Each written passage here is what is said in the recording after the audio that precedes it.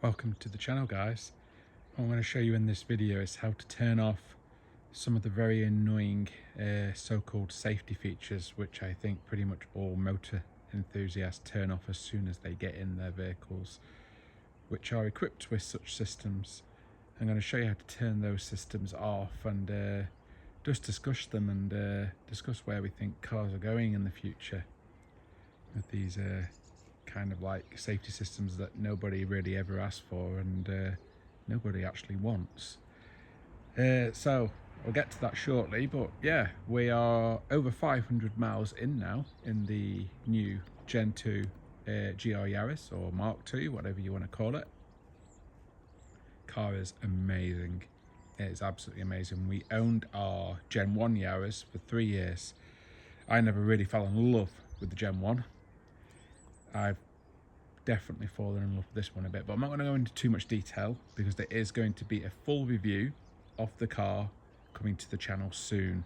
And when I say soon, you're probably going to be looking at about a week or so time from the point of when you're watching this video. When this video gets published, expect a full review within 1 to 2 weeks on the new Gen 2 GR Yaris. But what I can tell you is my plan was to sell the car as soon as I took delivery, pretty much. I've been offered a couple of attractive offers of overs and I was going to let the car go, but I thought, no, I need to do at least 50 to 100 miles on the car just to see for myself, has it improved upon the Gen 1, the things I didn't like. And it's a massive improvement, but I'm going to leave it at that. Tune in for my full review video, which will be coming 1 to 2 weeks after this video. So let's get to it, shall we? So the safety systems. First thing I spotted with this new Yaris is I'm going to show you these things that they seem to have tried to reduce the weight of the car. I'm going to say reduce the weight of the car. If I take you in here now, you can see that there. Now, any Gen 1 owner, do correct me if I'm wrong, but I do not remember my Gen 1 having this. It's not really carpet. It's like, I couldn't really explain what it is, but it's very thin, etc. It doesn't, the actual in-cabin noise is an improvement compared to the first Gen 1. The whole car seems better built, better put together. There's no rattles, no knocking noises or anything. But yeah, I did notice that. The other thing I noticed, because obviously the Gen 2 GR Yaris no longer has stop-start. They've got rid of stop-start. What that means is that they're able to use a non-AGM battery, which actually means the Gen 2 has a much smaller battery. The Gen 1 battery filled all that void that you can see there to the left near the positive terminal. That was all battery. So we've got a significantly lighter battery. I'm guessing this battery is probably a good 5 kilos or more less weight than the Gen 1 battery. So they've made weight reduction on the car, but the car doesn't weigh any less. The car weighs exactly the same as the Gen 1, according to Toyota figures. So basically, Toyota's having to take some pretty drastic action to keep the weight the same because they've had to fill the car with a load of technology that nobody actually wants in their hot hatch or their sports car or enthusiast-driven car. So obviously the biggest discussion point was the speed limiter. Does this car have a speed limiter? No, it does not. Does this car have a speed limit warning? Yes, it does. Is the speed limit warning annoying? Actually, no, it's not. It's a very low dong. If you go over the speed limit by 1 mile an hour, you will get dong, dong, dong, and then it stops and the speed indicator on the dash flashes, and that will stay flashing while you're speeding, but the donging does stop unless you go below the speed limit and then break the speed limit again. Can you turn off this speed limit warning? Yes, you can, and I will now show you how to turn that warning off. So let's get in the car. We're going to start the car.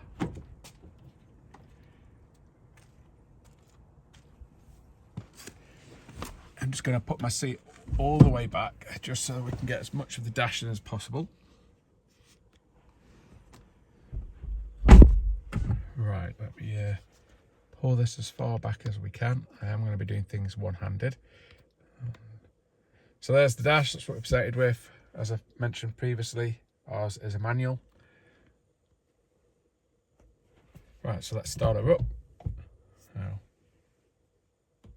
Yes, I've disabled keyless entry, as is highlighted in one of my other videos about the new Gen 2. You have to get the key and hold it near the start button. And the car will start up. So, if you don't want to turn off the likes of traction control and all that kind of stuff, that's fine. But I'm going to do it just for reference in this video. I'm going to select my drive mode as sport. So I'm in the sportiest drive mode setting. I'm going to put the diffs into track mode, so they are in the sportiest setting. Oh, am I trying to talk to the car now?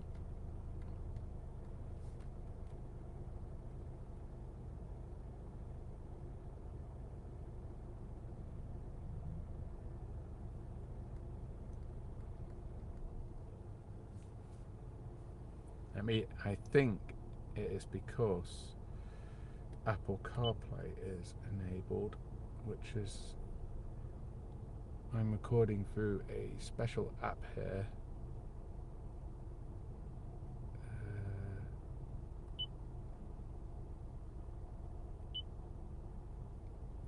Bluetooth devices.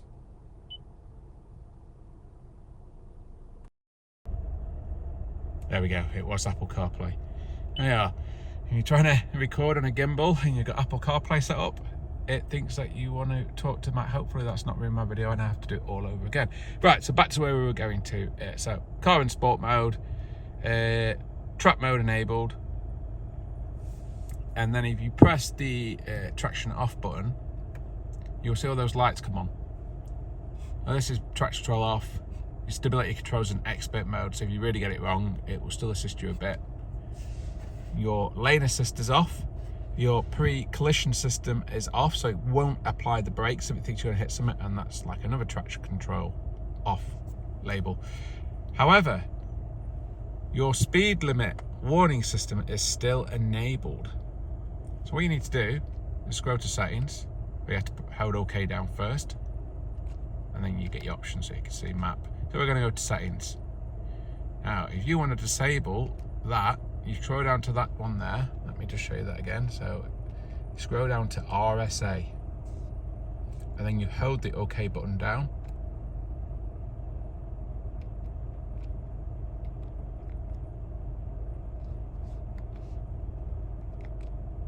And there you go. Actually, don't hold the OK button now, just press it once. If you hold it down, you get those different options up. Let me, which you can further tune it. But yeah, you just press it once, and you can see that the speed sign has disappeared and it's now off. So now you won't get any warnings about speed limit. As I say, the system actually is not too intrusive. It doesn't actually bother me that much on this car.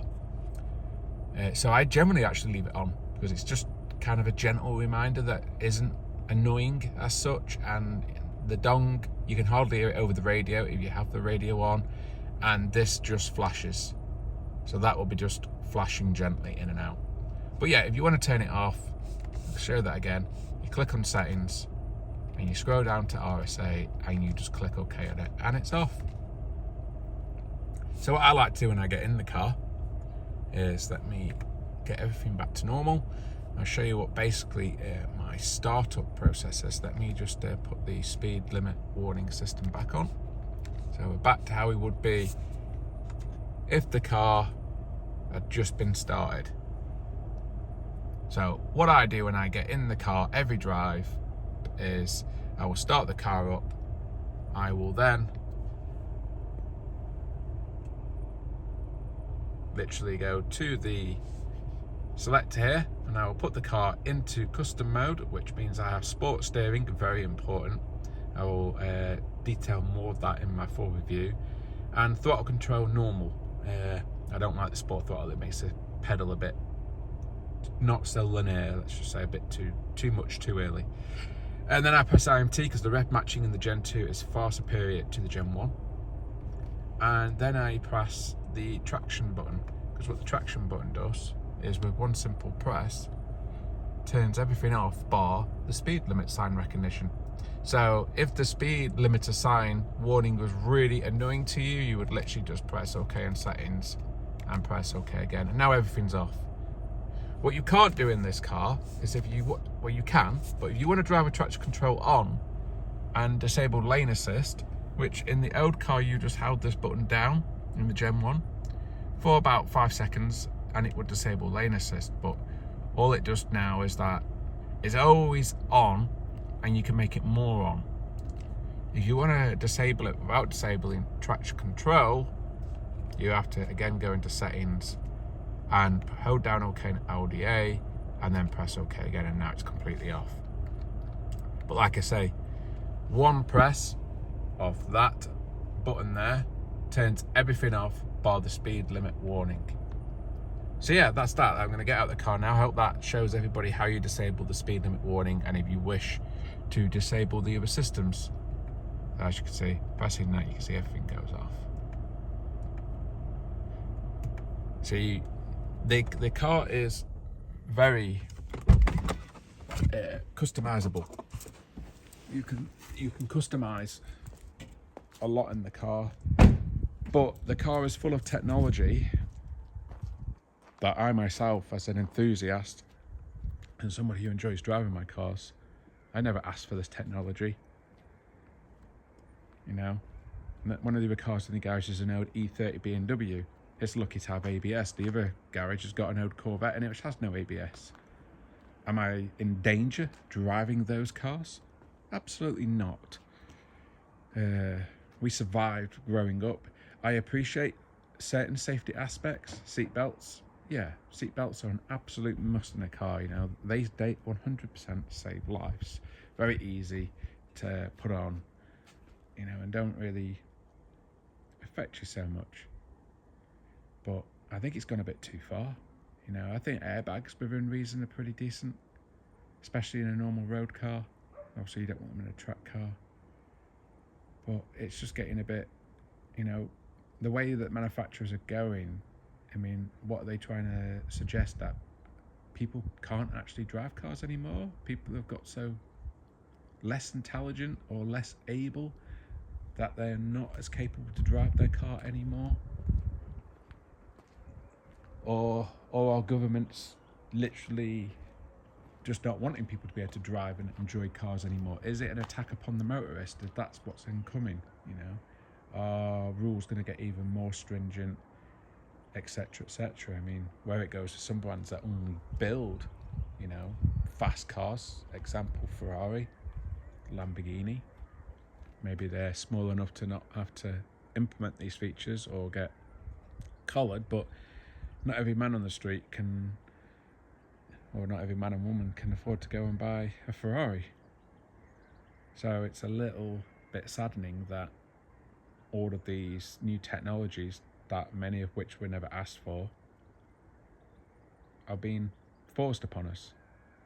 I get it. I mean, some technologies are great. Great technology which this car doesn't have, which I think really does stop accidents. Blind spot monitoring seems to be optional on so many cars, but surely blind spot monitoring, something that actually tells you there's a car in your blind spot, is far better for safety and reducing accidents than a speed limit warning buzzer. And that the only safety thing I think is good, as long as you can turn it off, is the pre-collision system. Because if you do happen to take your eyes off the road for a split second because you're distracted, it may prevent you from having an accident if a car in front of you or someone stops while you're not looking where you're going. The pre-collision system may actually prevent an accident, but as long as you can turn them off. Because also these systems, I've heard several people complain about pre-collision systems just slamming on the brakes when there's been no need to, and it makes people nervous to drive the cars because, you know, Me, as somebody who enjoys driving a car, I want to be in control of the car. If I crash, it's my fault, and that I cocked up. I'm the idiot. I take responsibility. Slap my hand, whatever, call me an idiot. It was my fault. If I crash, it's my fault. It's not the car's fault, unless of course a wheel falls off or a severe mechanical component breaks that shouldn't break.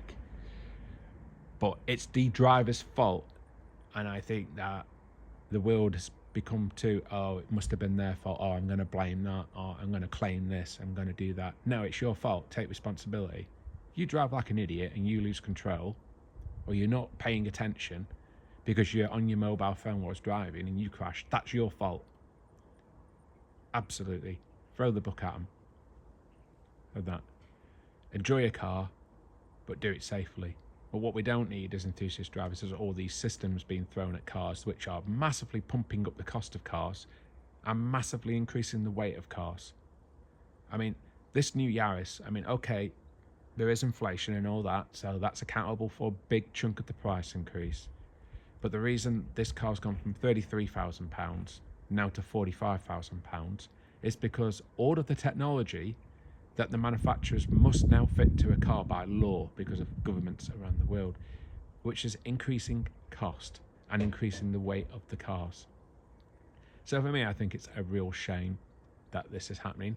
I give massive kudos to Toyota for still building a car like this. Massive kudos to brands like Porsche, who are still building cars with naturally aspirated flat six engines.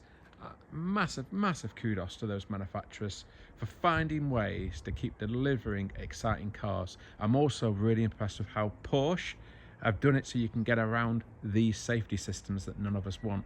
Porsche realised this, and they've literally have an assist button on their latest cars, and you press assist, and on your touchscreen lights up 4 assist options, and you can literally just go tap, tap, tap, tap, off, and that's every assist function off on a new Porsche car. Really smart by Porsche. I really support the motorist, and really glad that those guys are doing everything they can to still bring exciting and fun cars to the motorist. And big thumbs up to Toyota for this new GR Yaris. It is amazing. It is a big improvement on the Gen 1, and hopefully the rumours of such things like the GR Celica and the GR Corolla coming to the UK are true, because I'm sure they will be amazing cars. As always, thank you for watching the video. I've just gone over 1,000 subscribers, so massive thank you to everyone who has subscribed to the channel, and those who haven't, please do subscribe. It really helps. I'm planning on doing a lot more content going forward on cars, where I will also be on screen more, but maybe add in the comments, do you prefer it if I'm on screen, or do you prefer this whole me behind the camera, faceless as it's called on YouTube, point of view style where I walk around the car, etc, etc. As always, thanks for tuning in and for watching, and I would always appreciate a like and a subscribe. Thank you.